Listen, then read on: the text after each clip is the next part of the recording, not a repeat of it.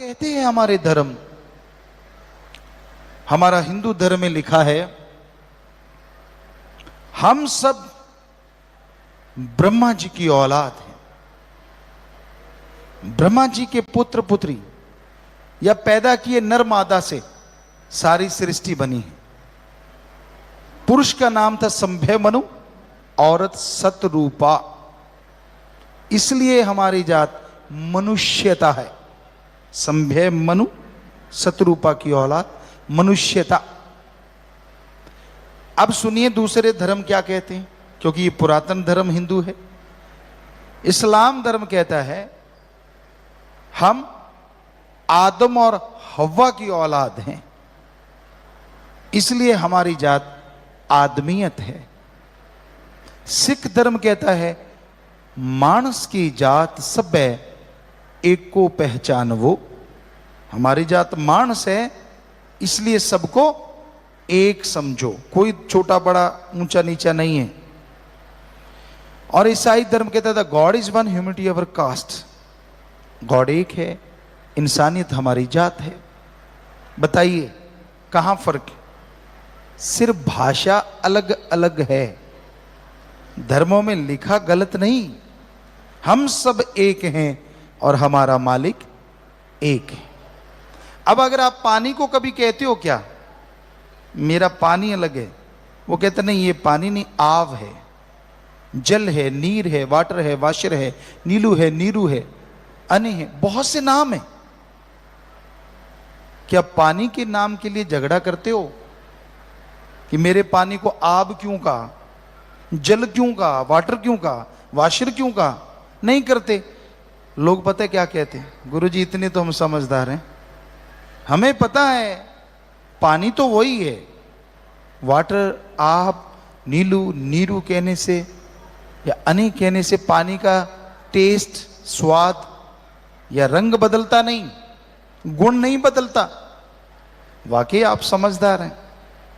अरे छोटे से पानी का नाम बदलने से अगर पानी नहीं बदलता तो उस मालिक का नाम बदलने से मालिक कैसे बदल जाएगा? जरा बताइए। उसी को राम, उसी को अल्लाह, उसी को वाहिगुरु, उसी को गॉड। सिर्फ नाम बदला है, ताकत तो वो एक ही है, एक ही थी और एक ही रहेगी। तो ये हकीकत है, ये वास्तविकता है। हम सब एक हैं और हमारा मालिक एक है। बात आती है आज के दौर की। ये तो आपको धर्मों की बात सुनाई। आज कैसा समय है, कैसा दौर चल रहा है। लोग सेल्फिश हो गए हैं, बेहद स्वार्थी। हाथ भी मिलाएंगे तो इसलिए कि सामने वाले की अंगूठी हाथ में आ जाए। दूसरे शब्दों में कि यार उससे हाथ मिलाएं जिससे कोई काम लेंगे। आप एक और उदाहरण आपको देते हैं। बहुत बड़े राजा हैं, बिजनेसमैन हैं, बहुत बड़े व्यापारी हैं, बहुत बड़े ऑफिसर हैं। आपसे वो लोग हाथ मिलाएंगे जिनको आप जानते भी नहीं, और जैसे ओहदा चला गया, पैसा चला गया, अपने भी मुंह फेर के खड़े हो जाते हैं। नए ने तो हाथ क्या मिलाना है ना? स्वार्थी युग, गर्जी युग। स्वार्थ के बिना तो लोग बात नहीं करते। रिश्ते नाते सब स्वार्थों पे टिक गए हैं। स्वार्थ है तो ठीक है, नहीं तो नहीं। कौन मां, कौन बाप, कौन बहन, कौन भाई। किसी जमाने में हमने, कुछ सालों की बात करें तो राजस्थान के एरिया में हमने देखा, भाई के लिए भाई तड़पता है। एक भाई बीमार है, दूसरा भाई मंदिर, मस्जिद, गिरजाघर, गुरुद्वारा में जाता है, प्रार्थना करता है, हे भगवान मेरा भाई बहुत बीमार है, आप कृपा कीजिए, रहमत कीजिए, मेरा भाई ठीक हो जाए। अरे भगवान, अगर उसकी उम्र कम है तो आधी उम्र मेरी उसको लगा दे। ऐसे तड़प के लोगों को हमने रोते देखा। अपने भाईचारे के लिए, अपने खून के लिए। आज का दौर, आज भी भाई भाई के लिए तड़पता है। देखा हमने, वो आपको बताते हैं। एक भाई बेहद बीमार है, दूसरे को भगवान की जगह पे जाते देखा, रोते देखा, पर शब्द बदल गए। क्या कह रहा है? हे भगवान, मेरा भाई बहुत बीमार है, कब से तड़प रहा है, नरक जैसी जिंदगी जी रहा है। हे भगवान, तू उसको उठा ले, उसके पैसे मुझे मिल जाएंगे, उसका हिस्सा मुझे आ जाएगा। आज भी तड़पते हैं, पर रिश्तों के मायने बदल गए हैं। गर्जी हो गए हैं लोग, पर बीज नाश नहीं होता किसी चीज का। आज भी बेगर्ज लोग हैं, पर कितने? आप अपने इर्द गिर्द निगाह मारें। कौन है जो दूसरों के दर्द को अपना दर्द समझता है? कौन है जो किसी को तड़पता देख के खुद तड़प जाता है? अगर कोई ऐसा आपको मिले तो वो बेगर्ज भगवान का कोई प्यारा इंसान हो सकता है, वरना आज किसको फुर्सत है अपने अलावा किसी को देखने की? रोड पे एक्सीडेंट है, कोई तड़प रहा है, मर रहा है, मजाक उड़ाएंगे लोग, देखेंगे कहीं हमारे वाला तो नहीं। बस हजूम इकट्ठा हो जाएगा, हिम्मत नहीं पड़ती उसको उठा के हॉस्पिटल ले जाएं, क्या पता जान बच जाए। और नर सेवा नारायण सेवा, अगर उसकी जिंदगी बच गई, इससे बड़ा पुण्य आपको और कोई नहीं मिलेगा कमाने के लिए। आदमी की जिंदगी बचाने से बढ़ के और कोई पुण्य नहीं होता। पर ना जी, कौन झमेले में पड़े, कौन उठाए जी, ऐसा कोई झमेला नहीं होता। हमने लोगों को गुरुमंत्र बताया और सभी ऐसा कर रहे हैं हर जगह। रोड पे अगर कोई तड़फ रहा है उसको उठा के हॉस्पिटल ले जाते हैं, इतनी ज्यादा सेवा करते हैं बेइंतहा। तो ऐसा करना चाहिए, यही इंसानियत है, वरना शायद शैतानियत है। क्योंकि हैवान, जानवर भी ऐसा नहीं करते।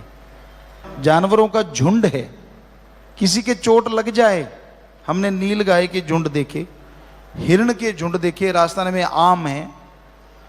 अगर उनके चोट लग जाए तो उनका दूसरा साथी जीभ से आके लीपापोती करता है। यहां चोट लगी, चाट रहा है, बाकी सब घेर के खड़े हो जाते हैं। यानी ये, इसको तो हम कहते हैं जानवर। अब आदमी, एक कोई तड़प रहा है उस जैसा, रोड पे लहू लुहान है, देखता है एक्सीलेटर दबा देता है।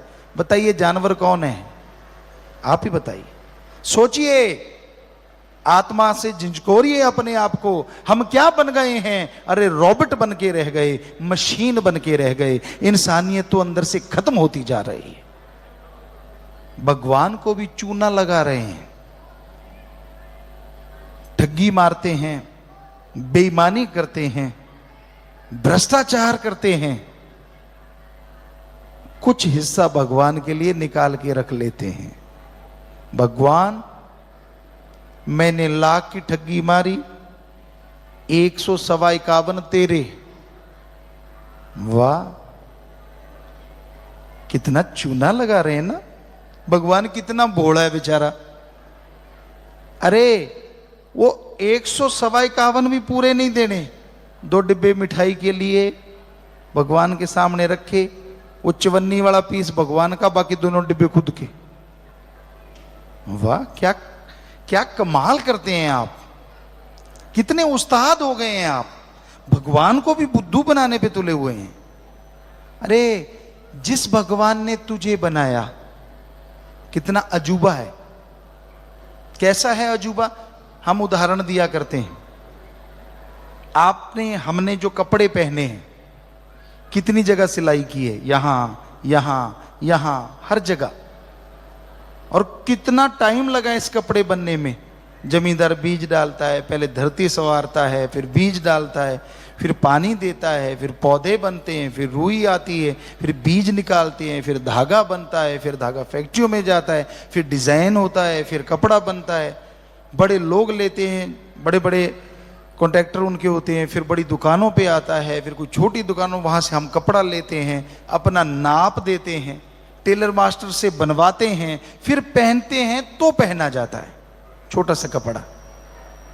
और हमारी बॉडी देखो, भगवान ने चमड़ा चढ़ाया है, एक भी टंका नहीं लगाया है ना अजूबा? देखिए आप, चाहे लोग कहते हैं चमत्कार चाहिए, अरे आप एक कपड़ा नहीं वैसे पहन सकते, उसने चमड़ी चढ़ा दी, क्या ये चमत्कार नहीं? आप पेड़ पौधों के पास से जाइए, हर एक की खुशबू अलग, डिजाइन अलग, लकड़ी अलग, हर चीज अलग। क्या ये आदमी ने डिजाइन किया है? जो कहते भगवान नहीं है, तो किसने किया ये डिजाइन? पूछिए, कुदरत ने कैसे कर दिया? कुदरत क्या है? भगवान ही तो कुदरत है। तो मानो ना मानो, चमत्कार तो कदम कदम पे हैं भगवान के बनाए हुए। जो मानते हैं भगवान को, वो ये भी मानते हैं।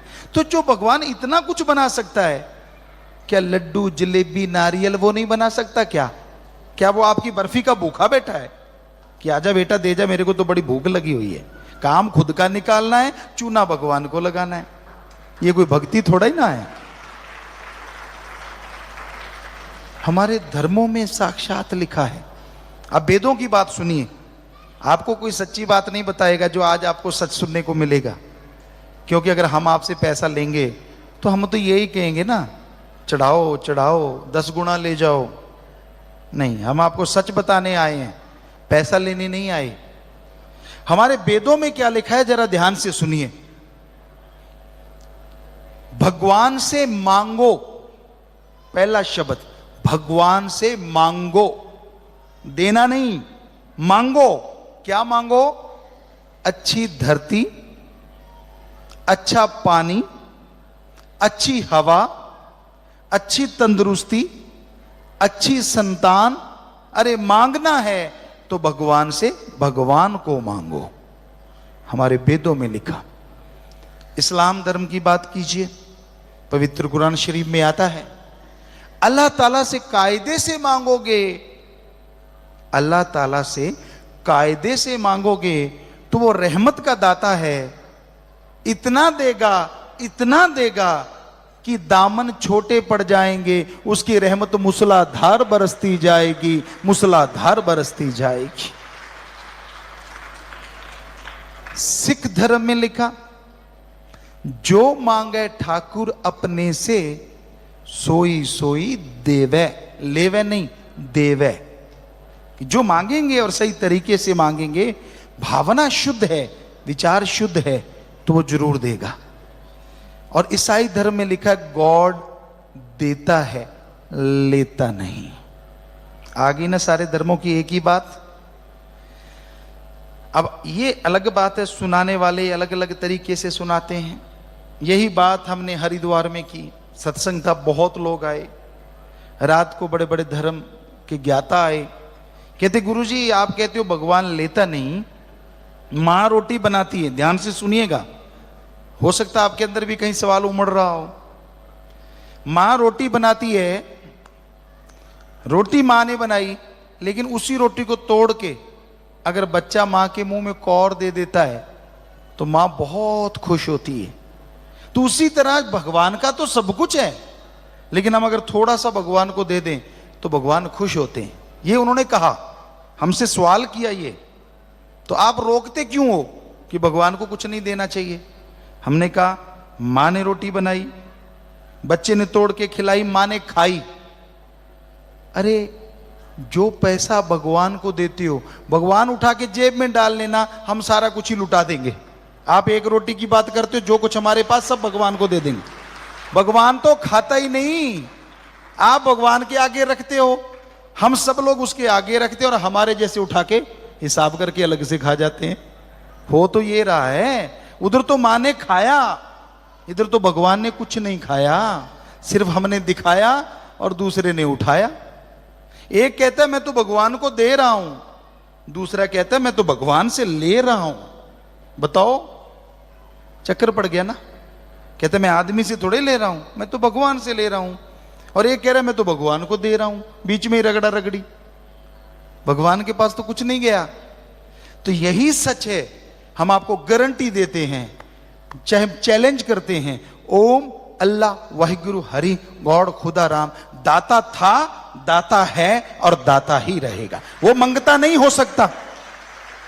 अल्लाह कहो, वाहिगुरु, राम, ईश्वर, गॉड, ये हम आपको गारंटी देते हैं। अगर भगवान पैसे का आशिक होता तो हमारे मेले कुचले नोट क्यों लेता, किसी धनाढ़ आदमी के घर क्यों जाता, वो नोट बनाने वाली मशीन के ऊपर ना बैठा रहता। फिर मंदिर मस्जिद बनाने की क्या जरूरत, नोट वाली मशीन के पास चले जाते, वहां भगवान जी मिल जाते, क्योंकि वो तो पैसे के आशिक हैं और उनको करारे करारे नोट मिलते वहां। क्या भगवान को कोई रोक सकता है नोट वाली मशीन के पास जाने से? गॉड इज एवरीवेयर, भगवान कण कण में, अल्लाह ताला जर्रे जर्रे में, वाहिगुरु के बिना कोई जगह नहीं। हर धर्म चीख चीख के कहता है ये बात। तो इसका मतलब फिर मालिक तो वहां मिलेंगे ना, वो तो फिर हमें इधर तो मिल ही नहीं सकते। ये फजूल की बातें हैं। शुक्र है भगवान बिकाऊ नहीं। अगर भगवान बिकता, पैसे का आशिक होता, तो दुनिया का सबसे धनाढ़ आदमी भगवान को घर बिठा लेता। ए भगवान, सब पैसे तेरे, उस पर टिकट लगा देता। भगवान को देखना है 10,000 की टिकट, बातें करनी है 20,000 की टिकट, और वो टिकट बाद में ब्लैक में बिकती। शुक्र है भगवान बिकाऊ नहीं, वरना भगवान की भी ब्लैक हो जाती इस ब्लैक दुनिया में। ये हकीकत है। हम दावे से कहते हैं आपको, हमारा ओम, हमारा राम, हमारा अल्लाह, वाहिगुरु गॉड। अरे वो दाता है, उसे मंगता मत बनाइए। सबको देने वाला है वो, किसी से कुछ नहीं लेता। उसको देना है तो सच्ची श्रद्धा दीजिए, सच्ची भावना दीजिए। वो इसी का भूखा है, पैसे का चढ़ावे का वो भूखा ना था, ना है और ना होगा। वो हमेशा देता है, लेने वाला चाहिए। श्रद्धा कौन सी, कौन सी भावना? उदाहरण के तौर पे, किसी का एक बच्चा हो, उससे बहुत प्यार करता हो, और वो बच्चा हजारों किलोमीटर दूर हो, वहां कोई एक्सीडेंट हो जाए, मालिक ना करे, कोई एक्सीडेंट हो जाए, वो फोन करता है, पता नहीं चलता बच्चा जिंदा है, मर गया, चोट लगी, क्या हुआ, बार बार पूछता है, पता नहीं चलता, तो अचानक आंखों से बेअख्तियार आंसू शुरू हो जाते हैं, तड़प जाता है वो मां, वो बाप। तो ये है श्रद्धा, अपने बेटे के लिए एक भावना। ये रुपए में 100 पैसा है। ऐसी भावना जैसी बेटे के लिए पैदा हुई, कोई भगवान के लिए 15-20% 20 पैसे बना ले, हम गारंटी देते हैं भगवान सामने खड़ा हो जाएगा आके। कोई ऐसी भावना बनाओ, ऐसी श्रद्धा बनाओ, ऐसी तड़प बनाओ अंदर, दिखावा मत करो। नाटकों से भगवान खुश नहीं होता, शुद्ध भावना से वो खुश होता है। उसे अमीर भी पा सकता है, गरीब भी पा सकता है, उसको अमीरी गरीबी से कोई लेना देना नहीं। जिसकी शुद्ध भावना होगी वो उसको मिल जाएगा। राजा महाराजाओं ने भी उसको पाया, अति गरीब लोगों ने, भेड़ बकरियां चराने वाले, उन्होंने भी भगवान को पाया, क्योंकि वो तो भावना का भूखा है, श्रद्धा का भूखा है। लेकिन कलयुग में श्रद्धा पैसा हो गई। जब हम गुरुगद्दी पे नहीं आए, 90 से पहले की बात, सभी धर्मों में जाते थे हम, क्योंकि सभी धर्मों के लोग इकट्ठे रहते थे। हम जाते, पूछते भाई क्या करना होगा, आगे से पता क्या जवाब मिलता, तेरी जो श्रद्धा है चढ़ा दे। हमने कहा श्रद्धा भी कभी चढ़ाई जाती है, वो तो पैदा की जाती है। कहते नहीं नहीं, ये वाली श्रद्धा। हमने कहा है, इसका नाम भी श्रद्धा है? कहते हाँ, आजकल तो यही श्रद्धा है। तो ऐसा हमने सत्संग में सुनाया। एक सज्जन कहीं एक जगह चले गए, वहां आशीर्वाद मिलता था, जैसे ये डंडा कह लीजिए, ये ऐसा कोई मोरछंड कह लीजिए, तो वो ऐसे ही पैसा चढ़ाते, माथा टेकते, तो ऐसे आशीर्वाद आशीर्वाद। तो उस सज्जन ने पैसा नहीं चढ़ाया, हमें आके बताने लगा, कहता गुरुजी मैंने पैसा नहीं चढ़ाया। हमने कहा फिर आशीर्वाद मिला? कहता मिला। हमने कहा फिर क्यों? कहता जी सबको ऐसे ऐसे दे रहे थे और मैंने पैसा नहीं चढ़ाया, और मुझे यूं तड़ाक काफी हार्ड वाला आशीर्वाद मिला, कई दिनों तक निशान बना रहा। मैंने साथियों से पूछा, यार सबको आराम आराम से आशीर्वाद मिला है, मुझे यूं क्यों मिला? कहते तूने चढ़ाया क्या था? कहता कुछ नहीं, तो फिर ऐसा ही मिलेगा। तो ये तो हाल है। किस ग्रंथ में लिखा है, किस में लिखा है कि ऐसा करना चाहिए? कहीं भी तो नहीं। तो हमारे धर्मों को बदनाम मत कीजिए। हमारा हिंदू धर्म, सिख धर्म, ईसाई, इस्लाम हमने सारे पढ़े हैं। हम खुद नॉन मेडिकल के स्टूडेंट रहे, बहुत साइंस में रुचि थी, धर्मों में रुचि थी, घर में सभी धर्मों के पवित्र ग्रंथ थे। साइंस के नजरिए से पढ़ा तो धर्म तो महाविज्ञान है, महासाइंस। इसे बदनाम मत करो, हमारा धर्म को बौना मत बनाओ, बहुत बड़ा है। हमारा भगवान मंगता नहीं, दाता है। सारी दुनिया को बताओ कि हमारा भगवान दाता है। हम क्या बता रहे हैं? किसी अमीर को देखा, कोई बाहर से आया, चढ़ा दे यार, धर्म के नाम चढ़ा दे यार। वो क्या लेके जाएगा? इनका भगवान खाता है, पैसा लेता है। जबकि ग्रंथों में, वेद शास्त्रों में किधर भी नहीं लिखा भगवान लेता है।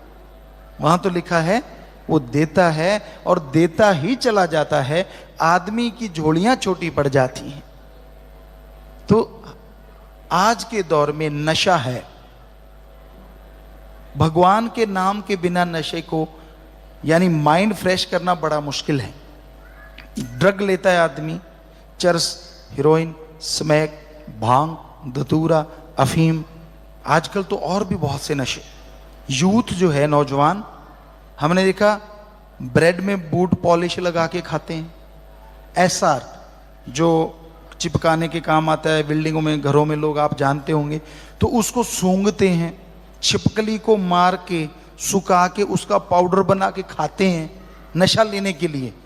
कई जगहों पे सांप का जहर इस्तेमाल तक करते हैं। इतना डेंजर से, इतना भयानक।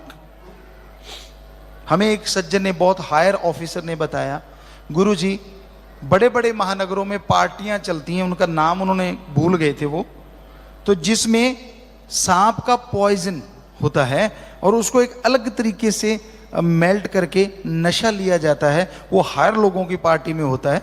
तो ये भी चल पड़ा है हमारे समाज में, और उससे बर्बादी, लीवर डैमेज हो जाता है, आंतड़ियों का बुरा हाल, माइंड का बुरा हाल। क्योंकि धर्मों में लिखा है राक्षसी खाना पीना आदमी को राक्षस बना देता है।